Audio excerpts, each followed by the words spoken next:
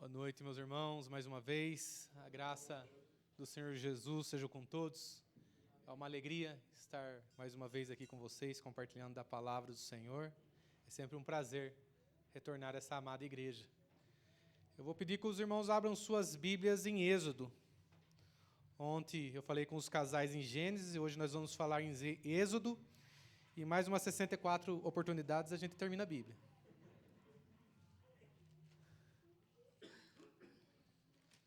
Êxodo, capítulo de número 4.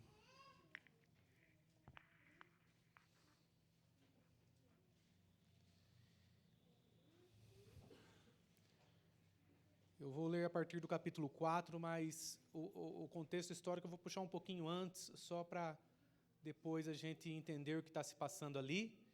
Mas a leitura será feita a partir do capítulo de número 4, verso 1. E assim nos diz a palavra do Senhor. Respondeu Moisés: Mas eis que não crerão, nem acudirão à minha voz, pois dirão: O Senhor não te apareceu. Perguntou-lhe o Senhor: Que é isso que tens na mão? Respondeu-lhe: Um bordão. Então lhe disse: Lança-o na terra. E ele o lançou na terra, e o bordão virou uma serpente. E Moisés fugia dela. Disse o Senhor a Moisés: Estende a mão e pega-lhe pela cauda. Estendeu-lhe a mão, pegou-lhe pela cauda, e ela se tornou em bordão, para que creiam que te apareceu o Senhor, Deus de seus pais, o Deus de Abraão, o Deus de Isaque, o Deus de Jacó. Disse-lhe mais o Senhor: Mete agora a mão no peito. Ele o fez, e tirando-a, eis que a mão estava leprosa, branca como a neve. Disse ainda o Senhor: Torna a meter a mão no peito. Ele a meteu no peito novamente, e quando a tirou, eis que se havia tornado como o restante de sua carne. Se eles não te crerem, nem te atenderem à evidência do primeiro sinal, talvez crerão na evidência do segundo.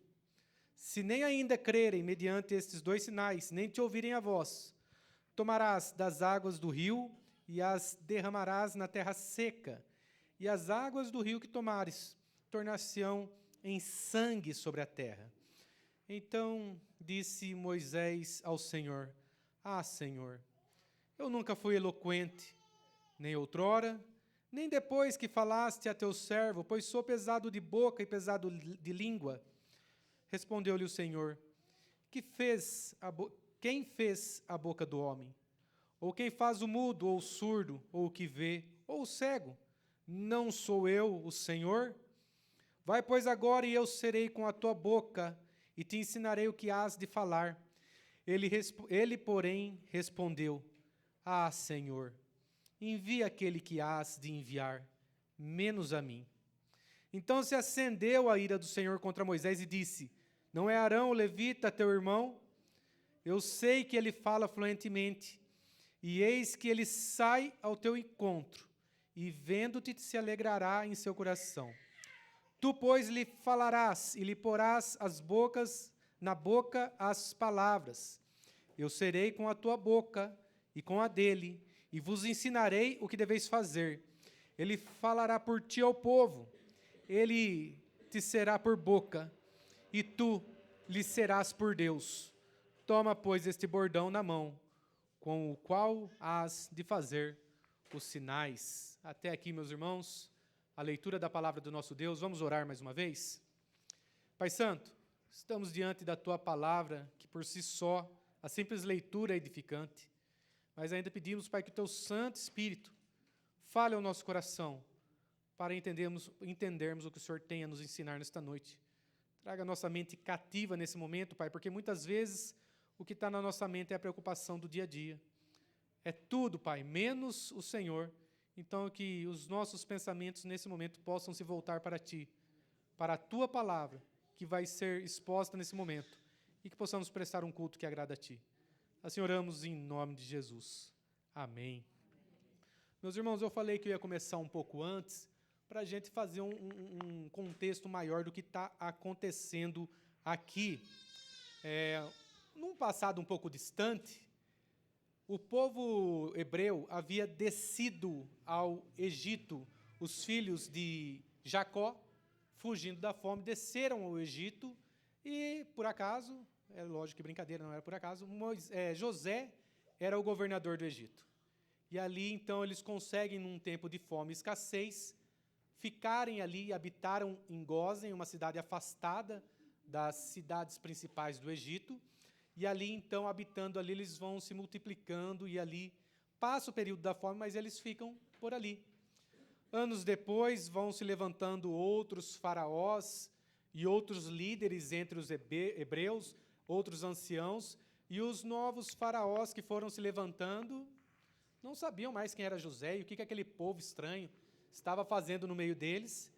Então, eles percebem que esse povo se multiplicou grandemente e que possivelmente representava um perigo. Por quê? Eles habitavam o delta do Nilo, e qualquer nação invasora que viesse entraria por lá. E entrando por lá, poderiam fazer aliança para, com astúcia, derrotarem o Egito. Então, o faraó não viu com bons olhos aquele povo numeroso entre eles, e começou a fazer deles feitores de obras para os oprimir com trabalhos, para que eles se multiplicassem um pouco menos. Mas ali o texto fala que quanto mais os oprimiam, mais eles se multiplicavam. Parece que o método de Faraó não foi muito eficiente. E aí, então, nós vemos que, mais uma vez, Faraó começa a fazer-lhes amargar a vida com dura servidão. Ainda não resolve a situação em que o povo continua se multiplicando. E aí, Faraó, então, conversa com duas parteiras hebreias para que elas matassem os meninos quando eles fossem nascendo. Só que as parteiras hebreias, elas não dão ouvidos ao conselho de Faraó e dizem ali que as mulheres hebreias eram mais vigorosas, mais fortes, e quando elas chegavam para fazer o parto, a criança já tinha nascido e já estava só ali para terminar o que já estava pronto ali. A mãe geralmente já estava com a criança no colo e estava quase tudo certo. Então, o Faraó, chegando ao ápice da sua maldade, ele então manda que se atire as crianças que nascessem do sexo masculino no Nilo. Então, aqui nós chegamos ao ápice da maldade de Faraó. O irmão de Moisés, ele já tinha 3 anos, já era um pouco mais velho, mas Moisés nasce nesse interim, nesse problema. E aqui Moisés, nascendo aqui, no ápice desse problema, então, Joquebede, mãe de Moisés, vê com preocupação essa nova ordem. E aí, então, ali passando os 3 meses, quando o pulmão da criança começa a ficar bom, ali ele percebe que não tinha mais como omitir a criança. Eles percebem, né? Não tem mais como esconder essa criança. O que nós vamos fazer? Numa medida ali desesperada, eles fazem ali uma caixa e colocam a criança dentro e colocam esse cesto ali no Nilo. A filha de Faraó saiu para tomar o seu banho. Mas não entenda esse banho no Nilo, meus irmãos, como um banho de limpeza, um banho comum que a gente toma em nossas casas. Eles tinham os seus lugares para tomar banhos nos palácios. Esse banho era um banho cerimonial, por eles considerarem o Nilo um deus, né? Eles tinham todas as suas adorações ao rio Nilo, ao crocodilo e a outros animais que de ali vinham. Então, tinha a ver com esses rituais, esse banho que a filha de Faraó estava tomando ali. E ela vê a caixa descendo ali com o menino. E ali, então, vendo a caixa descendo com o menino, ela manda que uma das suas servas pegue a caixa. E ali, então, ela vê a criança dentro da caixa. A irmã de Moisés, vendo de longe, usando de astúcia, diz: quer que eu chame uma mãe para que sirva de ama de leite? Adivinha quem ela foi chamar? A mãe, Joquebede. Ela chama Joquebede e agora aquilo que parecia um problema, né? Uma criança condenada à morte agora, ela viveria como filho da filha de Faraó e ainda a mãe receberia para cuidar da criança. Ela ia ser paga para cuidar da criança. Então agora, veja como que a situação inverteu totalmente. E Moisés foi criado no palácio, cresceu. E aí, então, aos 40 anos, acontece um problema ali. Ele, vendo os seus irmãos no campo, ele vê um egípcio espancando os seus irmãos. Ele se levanta contra esses egípcios para defender um dos seus irmãos e acaba o ferindo mortalmente. E ele enterra o corpo do egípcio ali. E ali, então, ele pensa que aquilo acabou por ali, não houve problema algum. Mas no dia seguinte, tentando ali apartar a briga de dois irmãos hebreus ali, um vira para ele e fala: quer me matar como você fez com o outro ontem? E ele percebe que o crime dele é descoberto. Ali, Faraó, ele não tinha autorização para fazer esse tipo de coisa. A pena capital era aplicada apenas por determinação de Faraó. Ele, percebendo que a notícia ia se espalhar, ele foge. Ele foge para as terras de Midian, onde vai conhecer ali, então, sua esposa, vai ter seus 2 filhos e vai habitar com o seu sogro Jetro ali outros 40 anos. Nós já estamos falando agora, então, de um Moisés com os seus 80 anos. E agora Moisés, com os seus 80 anos, ele está apacentando. Ali em Midian, o Senhor aparece a ele. O Senhor aparece a ele e diz que ele vai ser esse libertador que vai tirar o seu povo do Egito, o povo que está cativo ali, porque o Senhor viu a aflição do seu povo. E aqui, então, nós nos damos com esse texto aqui, o qual eu li a parte final dele, mas nós temos desde lá do capítulo de número 2, um pouco dessa conversa, do capítulo 3, perdão, desde o capítulo 3, um pouco dessa conversa entre Deus e Moisés. Meus irmãos, o que eu quero, trazer para os irmãos de ensinamento para que nós, ao irmos para a nossa casa, nós possamos ponderar em nossa vida. A primeira coisa que, o título do sermão, que eu trouxe para tratar com os irmãos é: tenha disposição diante de Deus. Tenha disposição em servir. Tenha disposição diante de Deus. E a primeira coisa que nós vamos ver, pela qual nós podemos ver que nós devemos ter disposição diante de Deus, é porque Ele é conosco. Veja aí no capítulo 3, o verso 11 e 12. Capítulo 3, volta um pouquinho, uma página em sua Bíblia, veja os versículos 11 e 12. Diz assim: Então disse Moisés a Deus: Quem sou eu para ir a Faraó e tirar do Egito os filhos de Israel? Deus lhe respondeu: Eu serei contigo, e este será o sinal de que eu te enviei.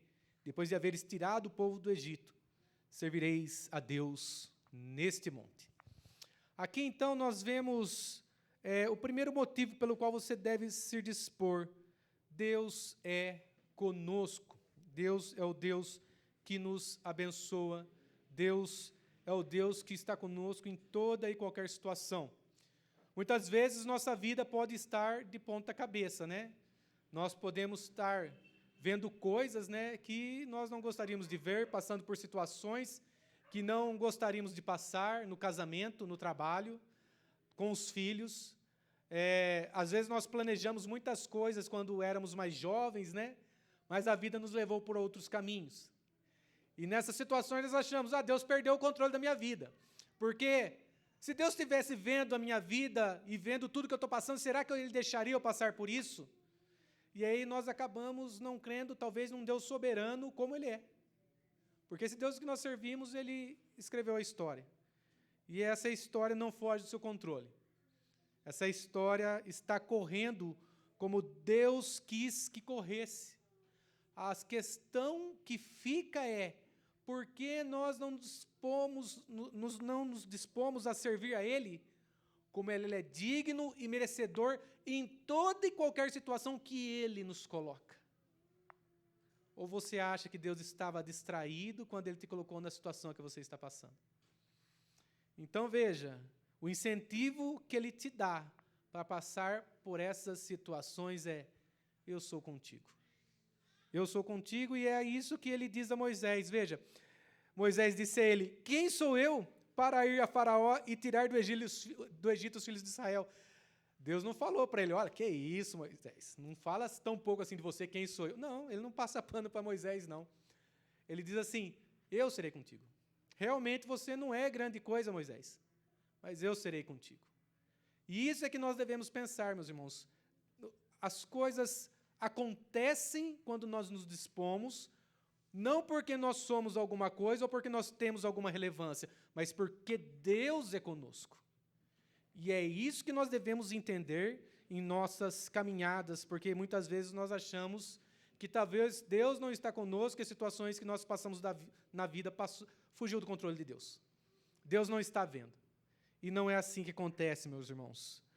O Senhor mesmo, Jesus, ele disse que estaria conosco todos os dias, até a consumação dos séculos. Então é isso que nós devemos entender, que nada foge ao controle de Deus. Mas veja que Moisés vai continuar nos seus questionamentos. Ele não está satisfeito, né? Ele falou assim, no primeiro questionamento dele, quem sou eu, né? Deus fala, eu serei contigo. Agora, no verso 13, ainda no capítulo 3, ele diz assim, eis que quando eu ver os filhos de Israel, eles disser, o Deus de vossos pais me enviou a vós outros, e eles me perguntarem, qual é o seu nome? Que lhes direi? Disse Deus a Moisés, eu sou o que sou. Disse mais, assim dirás aos filhos de Israel, eu sou, me enviou a vós outros. Amados, aqui nós temos uma doutrina muito cara para nós, que é a doutrina da revelação progressiva. O Deus que nós conhecemos, meus irmãos, nós só o conhecemos porque Ele é um Deus que se revela. E Ele vai se revelando pouco a pouco nas Escrituras. E aqui Ele se revela de uma maneira muito especial. Porque quando Ele diz, eu sou o que sou, Ele está apontando para a sua imutabilidade. Eu não mudo. Eu sou o que sou. Mas Ele também está apontando para a sua eternidade. Eu sou o que sou. Eu sou o Deus, eu sou. Então veja como que, com uma simples resposta a Moisés, ele revela um pouco mais da sua grandiosidade. E ele mostra aqui, então, que quando lhe perguntarem, né, Moisés, qual o seu nome, diga, eu sou, o enviou a vós outros. Assim dirás, então, aos filhos de Israel, o Senhor, o Deus de vossos pais, o Deus de Abraão, o Deus de Isaque, o Deus de Jacó, me enviou a vós outros.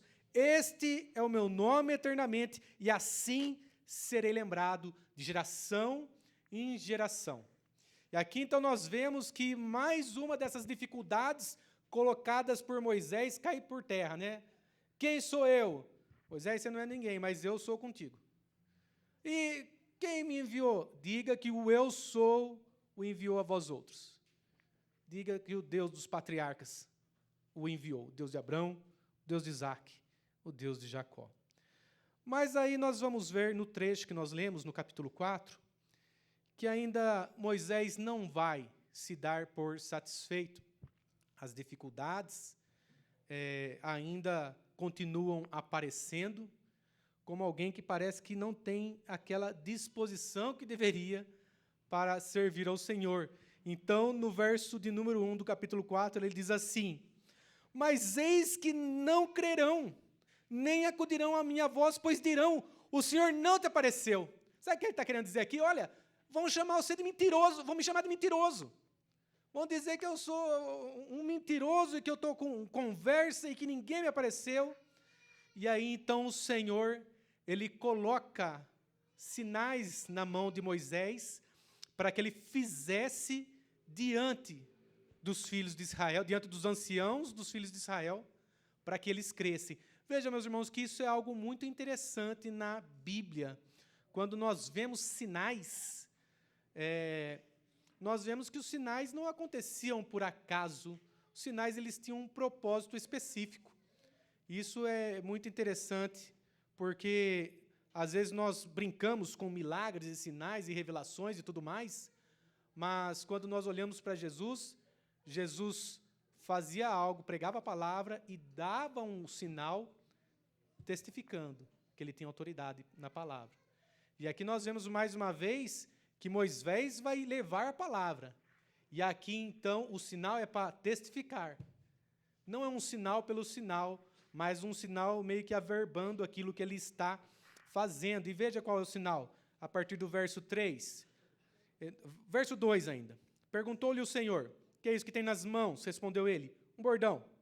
Ele lhe disse, lança-o na terra. Ele o lançou, o bordão se tornou em uma serpente. E Moisés fugia dela. Disse o Senhor a Moisés: estende a mão e pega-lhe pela cauda. Estendeu ele a mão, pegou-lhe pela cauda, e ela se tornou em bordão, para que creiam que te apareceu o Senhor, Deus dos seus pais, o Deus de Abraão, o Deus de Isaque, o Deus de Jacó. Não sei se os irmãos estão muito familiarizados com cultura egípcia, ou já viram alguma figura, algum livro, alguma imagem, mas Faraó costumava usar uma serpente assim na cabeça, como coroa. Sabe o que o Senhor está querendo mostrar aqui para Moisés, na evidência do primeiro sinal? Mostra para Faraó lá que eu domino a serpente. Leva essa evidência do primeiro sinal para ele ver. Mas ele vai além, ainda quando ele continua ali no verso 6, ele diz assim: mete agora a mão no peito. Ele o fez, e tirando, eis que a mão estava leprosa, branca como a neve. Disse ainda o Senhor: torna a meter a mão no peito. Ele a meteu no peito novamente, e quando a tirou, eis que se havia tornado como o restante da sua carne. Se eles não te crerem, nem te atenderem à evidência do primeiro sinal, talvez crerão na evidência do segundo. Sabe o que o Senhor está querendo mostrar aqui para ele agora? Eu sou o Deus que traz a doença. Eu sou o Deus que traz a cura. Então era para que eles temessem e se voltassem para Deus. Mas nós sabemos que o Senhor tinha um propósito em endurecer o coração de Faraó para que ele não cresce e ele não deixasse o povo ir. Mas então nós vemos aqui então os sinais que o Senhor colocaria na mão de Moisés, para que quebrasse mais um pouco dessa indisposição de Moisés em ir servir ao Senhor e se colocar no trabalho. Mas nós não paramos aí, meus irmãos. E aí, então, a partir do verso de número 10, nós vamos ver que vai surgir mais um problema. Moisés vai dizer assim: ah, Senhor, eu nunca fui eloquente, nem outrora, nem depois que falaste a teu servo, pois sou pesado de boca e pesado de língua. Respondeu-lhe o Senhor: quem fez a boca do homem? Meus irmãos, aqui eu não sou da linha, tá, que pensa que Moisés era gago, tá? Eu sou da linha de que Moisés não tinha um domínio com a língua egípcia. E aí por que eu penso assim? Veja, no capítulo, se você lembrar um pouco da história, ele era hebreu. A língua materna dele era o hebreu. E aí, então, ele é criado numa segunda língua egípcia, mas ele é obrigado a fugir por 40 anos.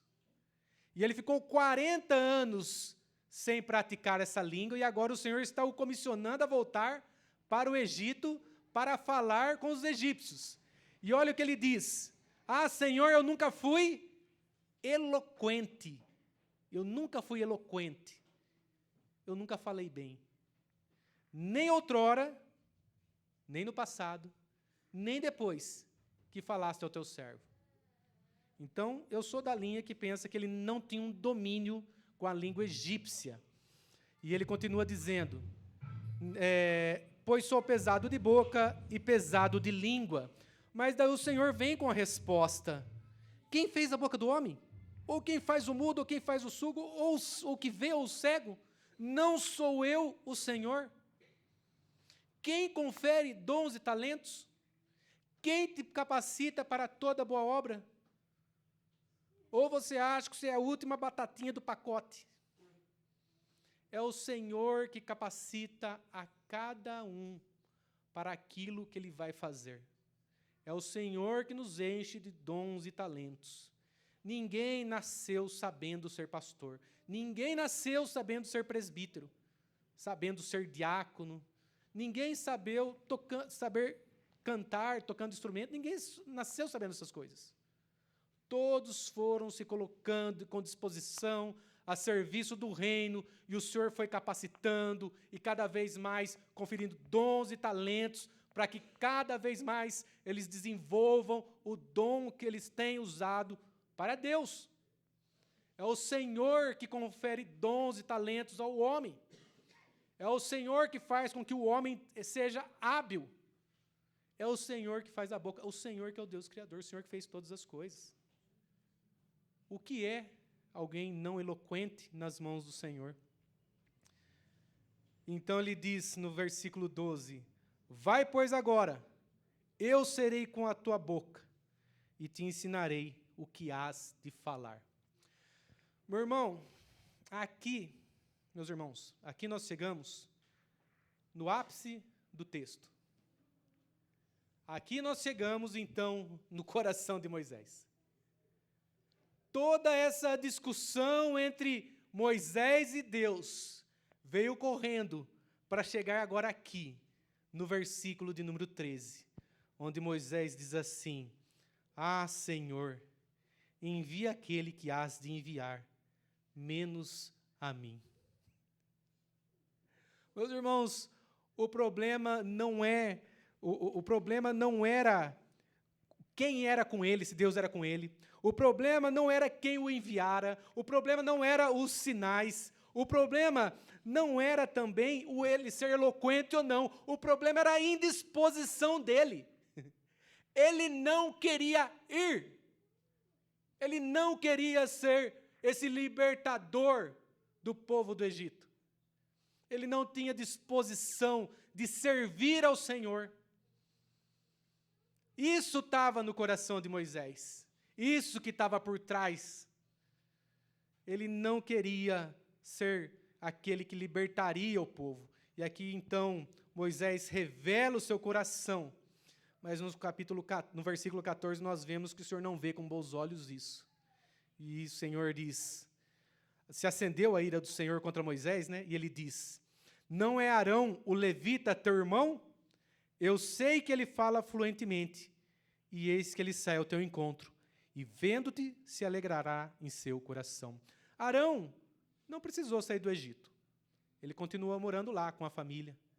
E ele já habitava lá há 83 anos. Provavelmente era muito versado na língua egípcia.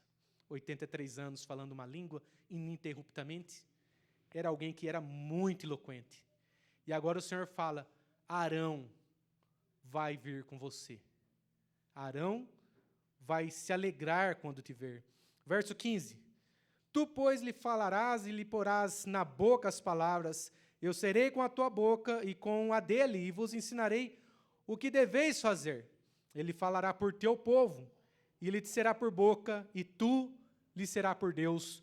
Toma, pois, este bordão na mão, com o qual hás de fazer os sinais. Aqui, então, nós vemos que o Senhor derruba todas as barreiras que Moisés está levantando para não servi-lo.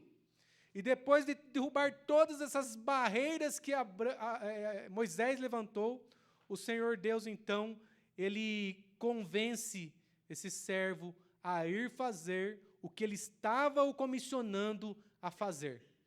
Nós vemos um homem tentando fugir da sua responsabilidade, mas um Deus o cercando de todos os lados, falando, daqui você não sai, você vai. Meus irmãos, o que Moisés queria ensinar com essas coisas, quando ele escreveu o Êxodo para aquele povo que estava peregrinando no deserto, que estava prestes a entrar na Terra Prometida? Porque, meus irmãos, vejam, esse texto é interessante pelo seguinte aspecto. Quando nós lemos Gênesis, até o capítulo 2 de Êxodo, ali estão registrados, como nós chamamos, né, alguns textos alguns poucos registros que eles tinham de genealogias, e era registro da tradição oral. Mas, a partir do capítulo 2, Moisés está registrando aquilo que ele viveu. Moisés não estava registrando mais algo que vinha da tradição oral, mas algo que ele passou por isso. Então, aqui, quando Moisés está escrevendo o Êxodo no deserto, aquele povo que estava caminhando com ele no deserto, prestes a entrar na Terra Prometida, ele queria dar um ensino para esses irmãos, quando ele escreveu isso daqui. Não foi por acaso que ele registrou isso daqui. O que ele queria ensinar para aquele povo, meus irmãos? Vejam. Ele queria mostrar que assim como Deus era com Moisés, assim como Deus era com ele, Deus era com aquele povo que ia entrar na Terra Prometida. Deus foi com Moisés contra a maior nação da época, o Egito. quando o Egito era grande nação. E agora o Senhor está mostrando para aquele povo que vai entrar na terra prometida que ele seria com eles contra todas aquelas nações que estavam ocupando a terra, porque Deus ia dar a posse da terra a eles. Então, assim como Deus foi com Moisés, ele está querendo mostrar que ele seria com aquele povo que iria entrar na terra. Outra coisa que ele queria mostrar, que assim como Deus havia enviado a Moisés, eles deveriam saber que Deus os estava enviando para tomar posse da terra. Era Deus que estava mandando eles irem. E eles deveriam, em obediência ao Senhor, passar para o outro lado do Jordão e tomar posse daquela terra, porque Deus estava dando aquela terra a eles. Outra coisa, meus irmãos, que Moisés estava querendo ensinar para esse povo, assim como Deus se utilizou de sinais para que Moisés, então, convencesse os anciãos do povo de que ele estava sendo enviado ali, o Senhor também faria sinais diante do povo na terra prometida para mostrar que ele estava com aquele povo. Quer lembrar de um episódio? Quando eles vão guerrear com a grande cidade de Jericó, eles derrubam as muralhas no grito. Vocês já viram alguém derrubar a parede no grito? Eles derrubaram uma muralha. Meus irmãos, outra coisa aqui que nós podemos aprender, que assim como Deus poderia fazer de Moisés um homem eloquente, assim como Deus que conferia dons e talentos a pessoas, ele poderia fazer desse povo, que era até então um povo pacífico, um povo destro na guerra, para entrar naquela terra e desapossar aqueles moradores de lá, aqueles adoradores de falsos deuses, e habitar naquela terra que Deus estava dando a eles. Mas talvez você deva estar pensando assim, mas Rodrigo, eu não sou aquele povo que estava peregrinando no deserto. Exato, né? Nós somos o povo que está aqui em 2025, né, no Jardim Fortaleza. O que a palavra do Senhor quer falar conosco hoje, né? Qual que é o ensino que nós podemos tirar hoje para a nossa edificação? Pare de dar desculpas, meus irmãos. Pare de se indispor. Nós conhecemos bem todas essas desculpas, nós que somos líderes e muitas vezes procuramos pessoas para nos ajudar. Nós conhecemos muito bem essas desculpas que muitos levantam. Ah, porque eu trabalho, porque é uma hora extra. Ah, porque meu filho é pequeno. Ah, porque meu filho entrou na escola. Ah, porque ele entrou na faculdade. Ah, porque é o neto. Nós conhecemos todas essas desculpas, meus irmãos. Quem quer servir, serve. Quem não quer, arranja uma desculpa. Pare de se indispor e levantar desculpas para servir ao Senhor. Quer uma palavra de ânimo? Deus é com você. Eis que estou convosco todos os dias até a consumação do século. Deus é com você. Se isso não te anima, eu não sei o que pode te animar. Jesus Cristo está prometendo a presença dele com você até a consumação dos séculos. Veja, mas Jesus Cristo também não te engana. Ele fala que a situação é difícil. Mateus, capítulo 10, verso 16, diz assim: eis que eu vos envio como ovelhas para o meio de lobos. Sede, portanto, prudentes como as serpentes e simples como as pombas, e acautelai-vos dos homens. Ele não está falando que a missão é fácil, mas mesmo assim ele está dizendo, vai, porque eu serei contigo. Vai, porque eu sou contigo. Não diga, eu não sei fazer, eu não sei dizer, eu não sei o que falar. O pouco que você sabe é muito para quem não sabe nada. Tem gente que está em trevas. E o simples fato de você dizer que Jesus Cristo salva pecadores do pecado e da condenação eterna já é muito para quem não sabe nada. Já é muito. Você não precisa ser alguém versado nas palavras. Você não precisa ser como Moisés, precisar de um intérprete, alguém mais eloquente. Você pode se dispor a servir ao Senhor com aquilo que você já aprendeu. Tenha certeza que o pouco que você já aprendeu de Bíblia é muito para quem não sabe nada. Ele que te capacita, Ele que confere dons e talentos, e é Ele que sustenta a obra. Meus irmãos, a obra é de Deus. Nós somos apenas instrumentos na sua mão. É Ele que sustenta a sua obra. Meus irmãos, Deus quer pessoas dispostas para a sua obra. Pessoas que arregaçam as mangas, colocam a mão no arado e não olham para trás. Nós devemos ter essa disposição de servir a Deus. Nós devemos ter essa disposição de servir ao Senhor com alegria, entendendo que Ele fez muito por nós, nos livrou da condenação eterna, nos enviou o Seu Filho para morrer em nosso lugar. Nós somos eternamente devedores a esse Deus que morreu de amor por esse povo. Cristo Jesus, meus irmãos, nos chama, mas Ele chama pessoas com disposição, pessoas que estão dispostas a anunciar o seu evangelho da graça. Que possamos, em obediência, fazer isso, meus irmãos. Que sejamos servos obedientes. Que sejamos pessoas que ouvem a palavra e praticam. Eu gosto muito do texto de Tiago, onde ele fala daquele que ouve a palavra e não ouve a palavra, aquele que pratica e não pratica. Ele compara alguém que se olha no espelho e, saindo, se esquece de como era a sua imagem e volta novamente para ver. Sabe o que ele está querendo dizer com isso, meus irmãos? Ele está querendo dizer o seguinte: se eu falo para você aqui essa noite, olha, meu irmão, você deve honrar seu pai e sua mãe, e você sai daqui, você fala, eu preciso mudar.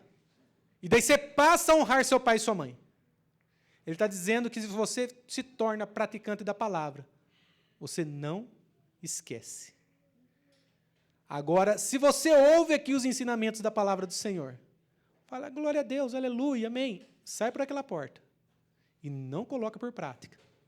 Você vai esquecer, assim como você esqueceu a sua imagem há instantes atrás, como olhou no espelho.